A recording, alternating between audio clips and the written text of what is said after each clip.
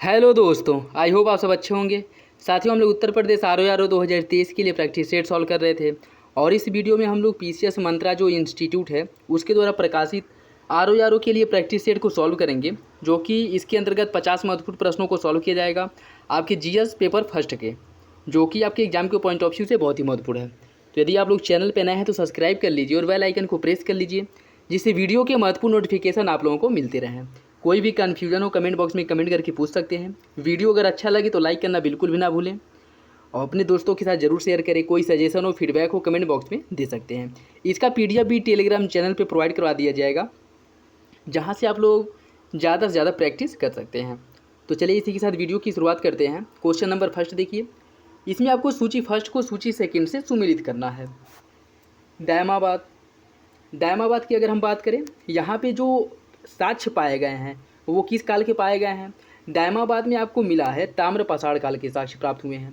आदमगढ़ से प्राप्त हुआ है मध्य पाषाण काल के साक्ष्य। बुर्ज होम से जो साक्ष्य प्राप्त हुए हैं वो आपके नवपाषाण काल के हैं।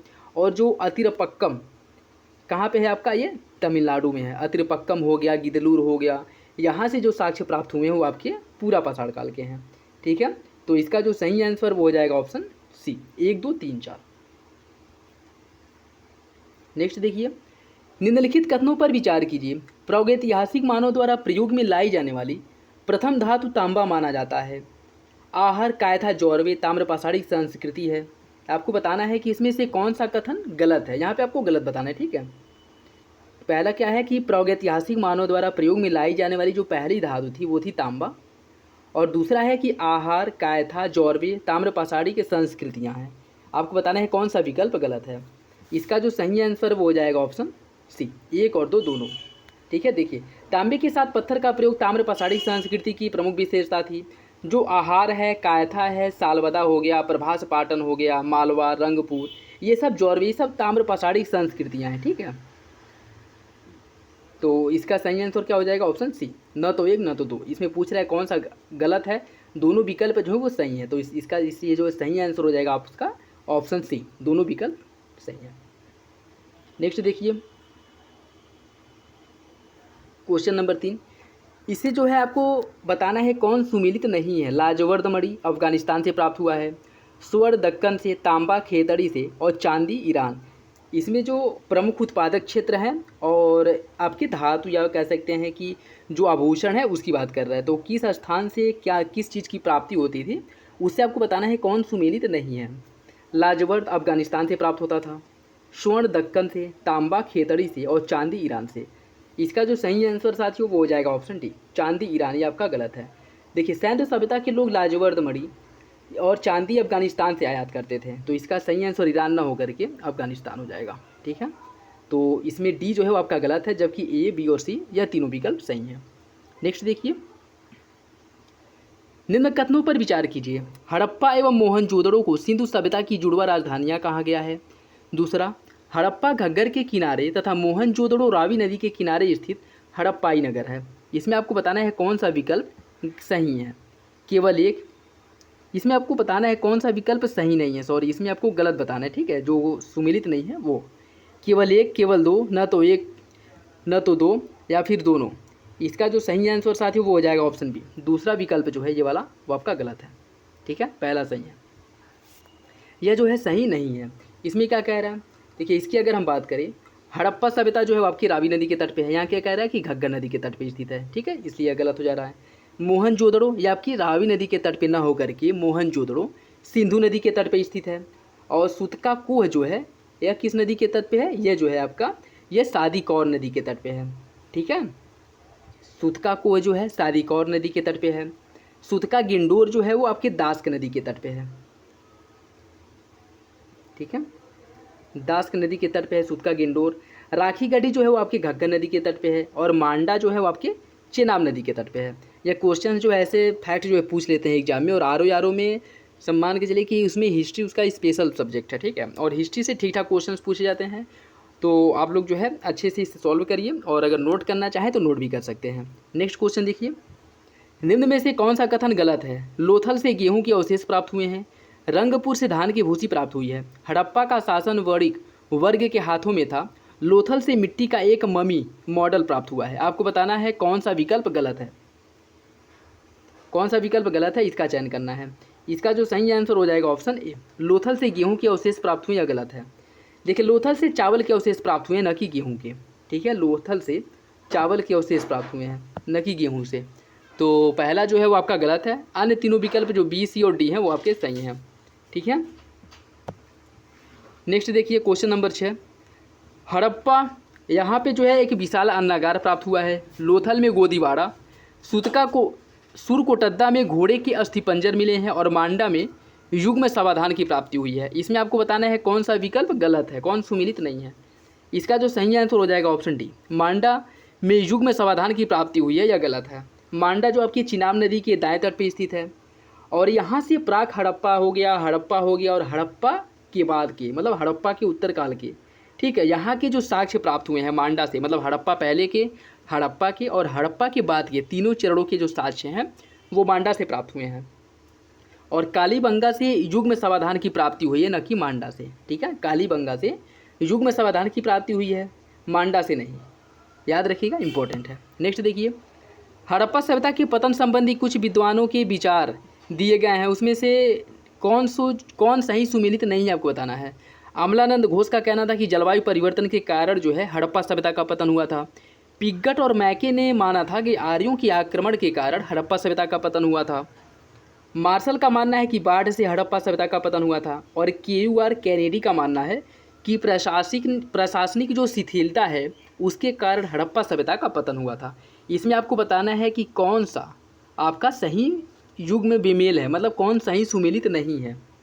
तो इसका जो सही आंसर है वो हो जाएगा ऑप्शन डी, KUR कैनेडी, जिनका मानना था कि प्रशासनिक शिथिलता के कारण हड़प्पा सभ्यता का पतन हुआ था, यह गलत है। देखिए UR कैनेडी ने किसी भी महामारी सिंधु सभ्यता के पतन का कारण माना है। इनका ये क्या मानना था, यह प्रशासनिक शिथिलता नहीं, इनका मानना है कि महामारी के कारण हड़प्पा सभ्यता का पतन हुआ था, न कि प्रशासनिक शिथिलता के कारण। अन्य तीनों विकल्प जो है वो सही हैं। नेक्स्ट देखिए, निम्नलिखित में से कौन सा कथन गलत है। मोहनजोदड़ो से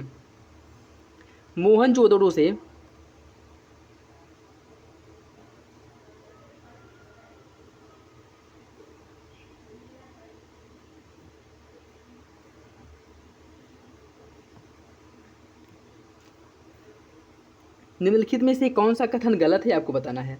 मोहनजोदड़ो से प्राप्त मुहरों तथा मृदभांडों पर स्वास्तिक के प्रमाण प्राप्त हुए हैं। सिंधु सभ्यता के लोगों के धार्मिक जीवन में नाग पूजा तथा वृक्ष पूजा का प्रचलन था। सिंधु सभ्यता में शैव को दफनाने के स्थान पर, ये शैव लिखा है, शव है, ठीक है, शव को दफनाने के स्थान पर केवल शव को जलाने का उल्लेख प्राप्त होता है। मोहनजोदड़ो से प्राप्त योगी का मुद्रा संभावी मुद्रा से संबंधित है। इसमें आपको बताना है कौन सा विकल्प गलत है।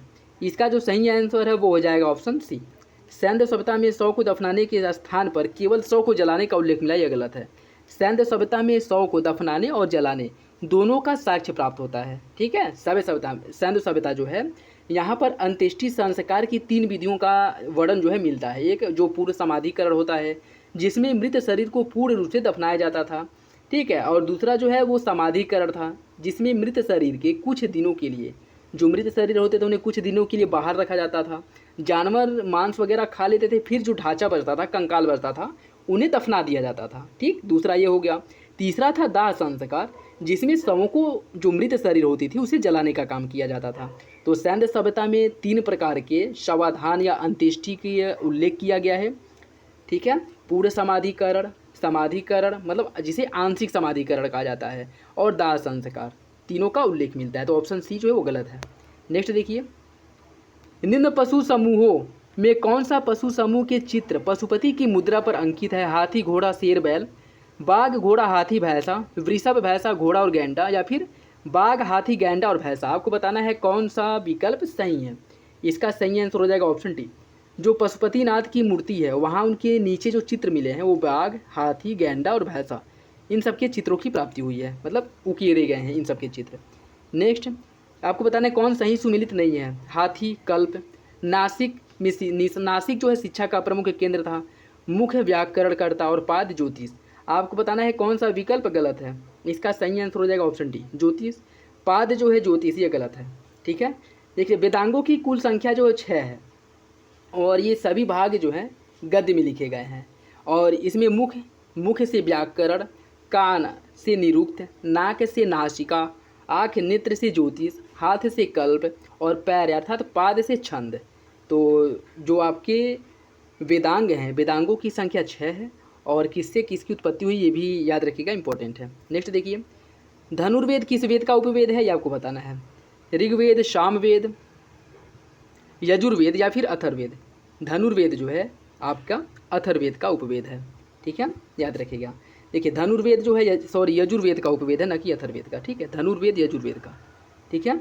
तो धनुर्वेद जो है यजुर्वेद का उपवेद है, शिल्पवेद अथर्ववेद का उपवेद है, गांधर्व वेद जो है वो सामवेद का, और आयुर्वेद ऋग्वेद का उपवेद है, याद रखिएगा, ये इंपॉर्टेंट है। निम्न में से कौन सी कथा सिद्धांत का वर्णन संबंधी यजुर्वेद से नहीं है? उद्दालक आरूढ़ी एवं उनके पुत्र श्वेत केतु का, जल प्लावन व कथा का वर्णन, पुरुरवा उर्वशी की व्याख्या, या पुनर्जन्म का सिद्धांत। इसका सही आंसर हो जाएगा ऑप्शन ए। यह जो है इसका संबंध यजुर्वेद से नहीं है, अन्य तीनों का संबंध यजुर्वेद से है। देखिए उद्दालक आरूढ़ी और उनके पुत्र श्वेत केतु के मध्य जो संवाद है इसका वर्णन हमको सामवेद में मिलता है, सामवेद के छांदोग्य उपनिषद में, ठीक है। यह यजुर्वेद से संबंधित नहीं है, याद रखिएगा, किसमें? सामवेद के छांदोग्य उपनिषद में इसका उल्लेख मिलता है। नेक्स्ट देखिए, बुद्ध की मृत्यु के बाद शरीर धातु के दावेदारों के नाम मिलते हैं, निम्न में से कौन इसमें शामिल नहीं था? कपिलवस्तु के शाक्य, पावा के मल, रामग्राम के कोली, या फिर वत्स के इक्ष्वाकु। इसका सही आंसर हो जाएगा ऑप्शन डी, वत्स के इक्ष्वाकु। इनका उल्लेख नहीं मिलता है। जिन्होंने बुद्ध की मृत्यु के बाद उनके शरीर के जो शव हैं, मतलब उनके शरीर के भाग पर या उसके जो मतलब उनके जो अवशेष थे उन पर अपना अधिकार जताया था, तो उसमें वत्स के इक्ष्वाकु शामिल नहीं थे। नेक्स्ट देखिए, बौद्ध धर्म के पतन संबंधी निम्न कथनों पर विचार करें और गलत कथन का चयन करें। ब्राह्मण धर्म में सुधार होना, बौद्ध धर्म द्वारा कर्मकांडों की ओर उन्मुख होना, तत्कालीन व्यापारिक वर्ग द्वारा प्रदत्त दान, संस्कार, भाषा के प्रति बढ़ावा। आपको बताना है कौन सा विकल्प गलत है। इसका जो सही आंसर साथियों वो हो जाएगा आपका ऑप्शन सी, तत्कालीन व्यापारी वर्ग द्वारा प्रदत्त दान। या बौद्ध धर्म के पतन संबंधी निम्न कारणों में से कौन नहीं है?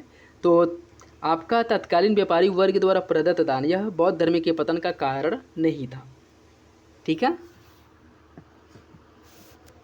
देखिए महात्मा बुद्ध ने आम जनमानस की भाषा पाली को वरीयता दी थी और इन्होंने अपने उपदेश उसी भाषा में दिए थे, लेकिन उत्तरोत्तर जो बौद्ध काल है वहाँ पे संस्कृत भाषा को वरीयता दी गई और संस्कृत भाषा का जो प्रभाव है वह धीरे धीरे बढ़ने लगा और बौद्ध धर्म के जो भिक्षु थे वो भी संस्कृत भाषा का प्रयोग करने लगे थे, जो जिससे जो है बौद्ध धर्म के पतन के लिए भी इसे कारण माना जा सकता है, ठीक है। तो इसका सही आंसर क्या हो जाएगा? Option C. नेक्स्ट देखिए, इसमें आपको बताना है कौन सुमिलित नहीं है। तीर्थंकर दिए गए हैं और उनके प्रतीक दिए गए हैं।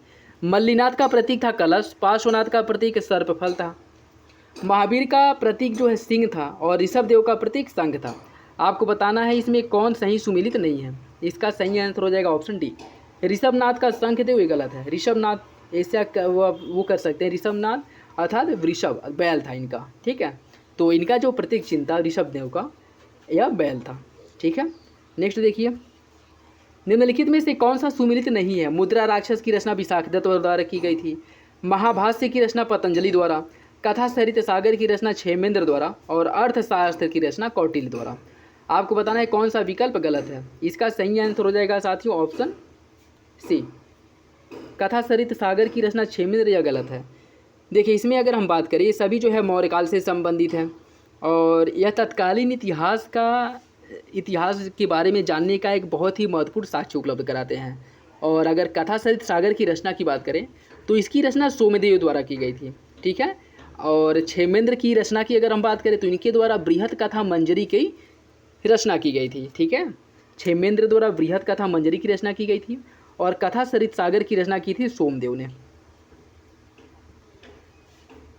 नेक्स्ट देखिए, एंटियोकस ने निम्न में से किसके दरबार में एक राजदूत भेजा था? चंद्रगुप्त मौर्य के, बिंदुसार के, अशोक के या चंद्रगुप्त द्वितीय के? आपको बताना है इसका सही आंसर क्या होगा। इसका सही आंसर हो जाएगा ऑप्शन बी, बिंदुसार के समय में। ऑप्शन बी जो है वो आपका सही है, ठीक है। देखिए मौर्य के समकालीन एंटियोकस जो सीरिया का शासक था और इसने मौर्य शासक बिंदुसार के दरबार में डायमेकस नामक राजदूत को भेजा था। नेक्स्ट देखिए, निम्न कथनों पर विचार कीजिए। शासक बनने से पूर्व अशोक अवंती का गवर्नर था, कलिंग का युद्ध अशोक का आखिरी युद्ध था। सुसीम ने अशोक को बौद्ध धर्म में दीक्षित किया था। आपको बताना है कौन सा विकल्प सही है। इसका सही आंसर हो जाएगा ऑप्शन ए, पहला और दूसरा सही है। शासक बनने से पूर्व अशोक अवंती का गवर्नर था और कलिंग का युद्ध अशोक का आखिरी युद्ध था। ये दोनों विकल्प गलत है, सही है, जबकि तीसरा जो है वो गलत है। तीसरे में क्या कहा गया है कि सुसीम ने अशोक को बौद्ध धर्म की दीक्षा दी थी, यह गलत है। ठीक है, देखिए अशोक जो है मौर्य शासक बिंदुसार का पुत्र था और यह बिंदुसार के शासनकाल में ही अवंती का गवर्नर इसे नियुक्त किया गया था और इसने अपने राज्याभिषेक के 9वें वर्ष में कलिंग युद्ध किया था। ठीक है, और जिसके बाद वह उसका आखिरी युद्ध भी था। और अगर अशोक को बौद्ध धर्म में दीक्षित करने की बात करें तो उपगुप्त नामक एक बौद्ध भिक्षु था जिसके द्वारा अशोक को बौद्ध धर्म में दीक्षित किया गया था। सुसीम अशोक का भाई था। ठीक है, नेक्स्ट देखिए साथियों, इसे वीडियो में जैसे प्रॉपर एक्सप्लेन किया जा रहा है तो हो सकता है कि वीडियो लंबा हो जाए, तो अगर आप लोगों को ज़्यादा लंबा लगे तो फिर देख लीजिएगा, नहीं तो जैसे सजेस्ट आप लोग करेंगे उसी के अकॉर्डिंग बनाया जाएगा। जैसे अगर आप चाहेंगे कि बस फैक्ट बता दिया जाए तो वही किया जाएगा, नहीं तो प्रॉपर अगर एक्सप्लेनेशन चाहते हैं तो वीडियो लंबा हो जाएगा। ठीक है, तो कमेंट बॉक्स में ज़रूर बताइएगा कि कैसे चाहते हैं, प्रॉपर क्वेश्चंस को एक्सप्लेन किया जाए या फिर बस फैक्ट बताया जाए। ठीक है, नेक्स्ट क्वेश्चन देखिए, निम्नलिखित में से कौन सा सुमेलित नहीं है। गिरनार शिलालेख जो जूनागढ़ में आपके स्थित है, मनसेहरा शिलालेख है पेशावर में, इसके बाद आपका सोपारा शिलालेख है थाणे में और धौली शिलालेख है पुरी में। आपको बताना है इसमें कौन सा विकल्प सुमेलित नहीं है। इसका जो सही आंसर है वो हो जाएगा आपका ऑप्शन बी, मनसेहरा शिलालेख पेशावर। यह गलत है। मनसेहरा शिलालेख जो है यह पाकिस्तान के हजारा में स्थित है, न कि पेशावर में। ठीक है, पाकिस्तान के हजारा में स्थित है मनसेहरा शिलालेख। अन्य तीनों विकल्प सुमेलित हैं। नेक्स्ट देखिए, मौर्य काल के संबंध में निम्न कथनों पर विचार कीजिए। सूराध्यक्ष अबकारी विभाग का अध्यक्ष होता था, सीता अध्यक्ष कृषि विभाग का और अकराध्यक्ष खान विभाग का अध्यक्ष होता था। आपको बताना है कौन सा विकल्प सही है। इसका जो सही आंसर है वो हो जाएगा ऑप्शन डी, तीनों विकल्प सही सुमेलित हैं। सूराध्यक्ष अबकारी विभाग का मतलब जो शराब विभाग से संबंधित था, सीता अध्यक्ष कृषि से और अकराध्यक्ष या खान विभाग से, तीनों विकल्प जो है वो सही सुमेलित हैं। और ये तीनों किससे संबंधित है, मौर्य काल से संबंधित है, ये भी याद रखिएगा, इंपॉर्टेंट है। हेलियोडोरस निम्न में से किसके दरबार में आया था, पुष्यमित्र शुंग के, वसुमित्र के, भागभद्र के या फिर देवभूति के। इसका सही आंसर हो जाएगा ऑप्शन सी, भागभद्र के दरबार में। देखिए हेलियोडोरस तक्षशिला का यवन राजदूत था जो शुंग शासक भागभद्र के समय विदिशा के दरबार में आया था और शुंग वंश का संस्थापक पुष्यमित्र शुंग द्वारा इस वंश का अंतिम शासक देवभूति था। ठीक है, इसकी स्थापना शुंग वंश की किसके द्वारा की गई थी, पुष्यमित्र शुंग द्वारा। और इस वंश की अर्थात शुंग वंश का जो अंतिम शासक था वो कौन था, वो देवभूति था। ठीक है, और हेलियोडोरस जो है यह भागभद्र के समय में आया था, यहाँ पे कहाँ पे, विदिशा में। और जो गरुड़ स्तंभ का निर्माण किया गया है विदिशा में, उसका निर्माण भी हेलियोडोरस द्वारा ही किया गया था, तो ये भी इंपॉर्टेंट है, याद रखिएगा। सातवाहन वंश का संस्थापक सातकर्णी प्रथम था। सातकर्णी द्वितीय ने शुंगों से मालवा प्राप्त किया था। गौतमी पुत्र सातकर्णी ने ब्राह्मण धर्म का पुनरुत्थान किया था। आपको बताना है कौन सा विकल्प सही है। इसका सही आंसर हो जाएगा ऑप्शन बी, 2 और 3 सही है, पहला गलत है। ठीक है, पहला जो है वो आपका गलत है। सातवाहन शासकों का जो शासन है वो महाराष्ट्र और आंध्र प्रदेश में था और इसका संस्थापक था सिमुक, न कि सातकर्णी प्रथम। सातवाहन वंश का संस्थापक सिमुक था। अन्य दोनों विकल्प सही हैं। नेक्स्ट देखिए, निम्न में से कौन सा एक बौद्ध भिक्षु नागसेन से प्रभावित होकर बौद्ध बन गया था, डेमेट्रियस, डेरियस, मिनांडर या फिर यूक्रेटाइड्स। इसका सही आंसर क्या होगा, इसका सही आंसर ऑप्शन सी, मिनांडर। देखिए डेमेट्रियस वंश की राजधानी साकल थी और इस वंश का सबसे प्रतापी शासक था मिनांडर, जिसे मिलिंद के नाम से भी जाना जाता है। और बौद्ध भिक्षु नागसेन से प्रभावित होकर यह बौद्ध बन गया था। ठीक है, नेक्स्ट देखिए, रबाता का अभिलेख निम्न में से किससे संबंधित है, अशोक, कनिष्क, चंद्रगुप्त द्वितीय या कालाशोक। इसका जो सही आंसर हो जाएगा ऑप्शन बी, कनिष्क से। देखिए रबाता का अभिलेख अफगानिस्तान में स्थित है और यह कुषाण शासक कनिष्क से इसका संबंध है। ठीक है, याद रखिएगा, इंपॉर्टेंट है। ये भी पूछ सकता है कि कहाँ पे स्थित है, तो यह है वर्तमान अफगानिस्तान में और यह कनिष्क जो कुषाण वंश का शासक था इससे संबंधित है। निम्न कथनों में से कौन सा सही नहीं है। समुद्रगुप्त को कविराज की उपाधि दी गई थी। प्रयाग प्रशस्ति की भाषा संस्कृत और लिपि देवनागरी है। चंद्रगुप्त द्वितीय ने चांदी के सिक्के चलाए थे। बिलसड़ अभिलेख कुमारगुप्त से संबंधित है। आपको बताना है कौन सा विकल्प गलत है। इसका जो सही आंसर साथियों वो हो जाएगा ऑप्शन बी, प्रयाग प्रशस्ति की भाषा संस्कृत और लिपि देवनागरी है, ये आपका गलत है। देखिए प्रयाग प्रशस्ति जो है यह गुप्त शासक समुद्रगुप्त से संबंधित है और इसको लिपिबद्ध करने का श्रेय हरिशेन को जाता है। इसकी भाषा संस्कृत है और लिपि ब्राह्मी। ठीक है, इसकी जो भाषा है वो संस्कृत है, लिपि देवनागरी ना होकर के क्या है, ब्राह्मी है। अन्य ये जो विकल्प हैं वो सही हैं तीनों। नेक्स्ट देखिए, हुड़ों के आक्रमण के समय गुप्त शासक कौन था? चंद्रगुप्त द्वितीय, समुद्रगुप्त, कुमारगुप्त या फिर स्कंदगुप्त। इसका सही आंसर हो जाएगा ऑप्शन डी, स्कंदगुप्त। देखिए हुड़ों का जो पहला आक्रमण है वह स्कंदगुप्त के शासन काल में ही हुआ था, जिसका नेतृत्व हुड़ के नेता उस समय था खुशनवाज, इसके द्वारा जो है नेतृत्व किया गया था। और जूनागढ़ अभिलेख से ज्ञात होता है कि स्कंदगुप्त द्वारा हुड़ों को पराजित करके उनके आक्रमण को विफल किया गया था। किससे याद होता है, ये भी याद रखिएगा, इंपॉर्टेंट है, जूनागढ़ अभिलेख से इसकी जानकारी हमें प्राप्त होती है। ठीक है, और स्कंदगुप्त के शासनकाल में पहला हुड़ आक्रमण हुआ था। नेक्स्ट देखिए, गुप्तकालीन अधिकारियों के संबंध में निम्न में से कौन सा सुमेलित नहीं है? अग्रहारिक दान विभाग था, संधि विग्रहिका युद्ध और संधि का मंत्री, महाबलाधिकृत शिक्षा एवं धार्मिक मामलों का और महादंडनायक न्याय विभाग का। आपको बताना है कौन सही सुमेलित नहीं है। इसका जो सही आंसर वो हो जाएगा ऑप्शन सी, महाबलाधिकृत शिक्षा एवं धार्मिक विभाग का। यह गलत है। महाबलाधिकृत की अगर हम बात करें तो ये सैन्य विभाग से संबंधित है, न कि शिक्षा एवं धार्मिक विभाग से। ठीक है, अन्य तीनों विकल्प सही हैं, याद रखिएगा। तिगवा का प्रसिद्ध मंदिर किस देवता को समर्पित है? कृष्ण, शिव, विष्णु या फिर पार्वती। इसका सही आंसर हो जाएगा ऑप्शन सी, विष्णु को।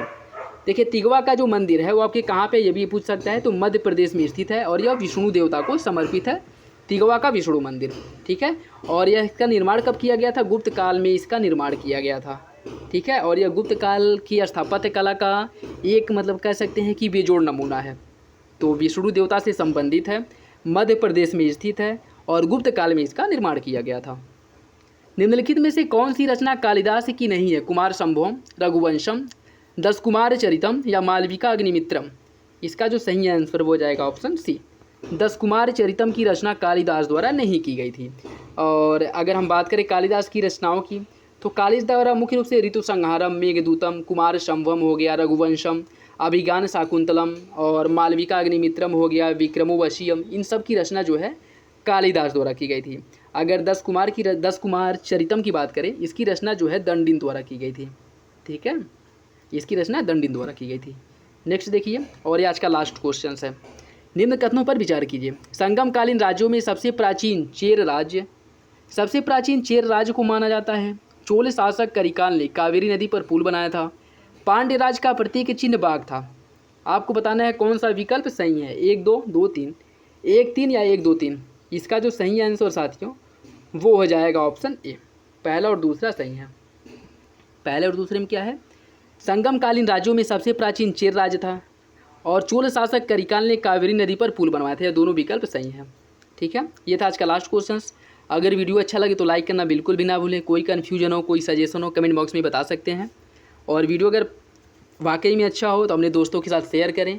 चैनल पर नए तो सब्सक्राइब जरूर कर लें। या प्रैक्टिस सेट आपके जो है एग्ज़ाम तक निरंतर आते रहेंगे, चाहे वो जीएस के हों, हिंदी के हों या फिर करंट अफेयर के हों। आप मेरे साथ बने रहिए। तो चलिए मिलते हैं अगले वीडियो में, तब तक के लिए धन्यवाद। जय हिंद।